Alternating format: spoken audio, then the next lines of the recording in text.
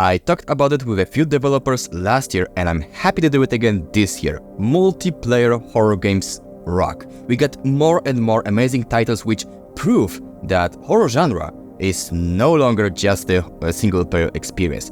And I have another proof with me here today. His name is James and he's going to tell me more about his game called Deceit 2. Hi James, how are you? I'm very well, thank you. It's always great to talk about multiplayer games and we're obviously about to launch Deceit 2, so it's a very exciting time. Yeah, I'm very curious, how do you approach designing such games? Because personally, I love co-op titles where on one hand, yes, you need to cooperate with other players, but on the second hand, you have that traitor theme in it. I love such games and Deceit 2 is one of them. But I'm curious, how do you balance the game? Because on one hand, you need to make it fun to play both for infected and innocent. Yeah, it's kind of the big question in some ways, and something that we've worked on since the original version of the game in 2016. We experimented a lot with the original Deceit to really learn and explore this space. When we launched that game, there weren't many asymmetric games on the market yet. There weren't many social deception games, and we wanted to mix what was at the time like Mafia, the party game, werewolf, with something immersive, and horror felt like a very suitable setting. So I guess there were two sides to Deceit, and it's both horror and social deception. And I think when you have horror games, right, they come in different forms, right? And Deceit isn't one that's about necessarily jump scares.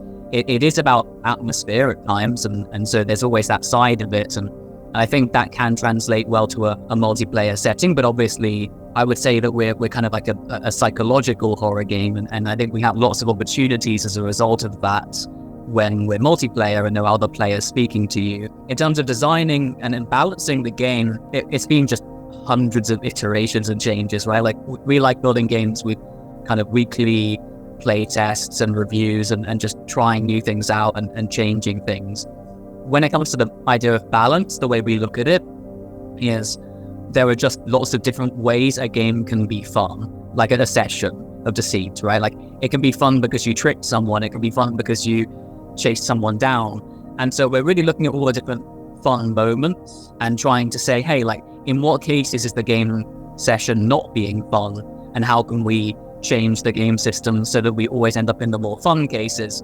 And so that's not really necessarily like winning and losing. It's more like, what state does a game get into? Everyone's waiting now for something to happen. As a result, maybe if there's too much downtime, that's a problem. And then we just kind of we've tweaked the way the core systems in the game work with that in mind. We do play tests. We've done beta tests, alpha tests.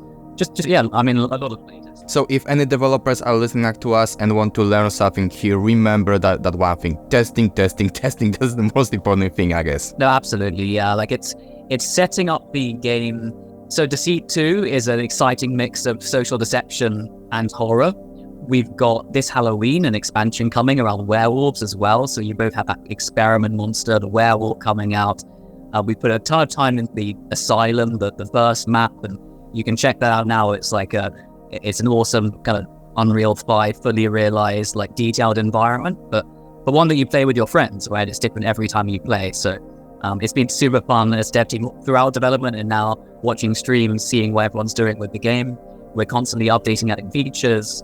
Join us on our Discord as well. I mean, we love engaging with the community there. So, it's been great seeing everyone who's checked out Deceit so far.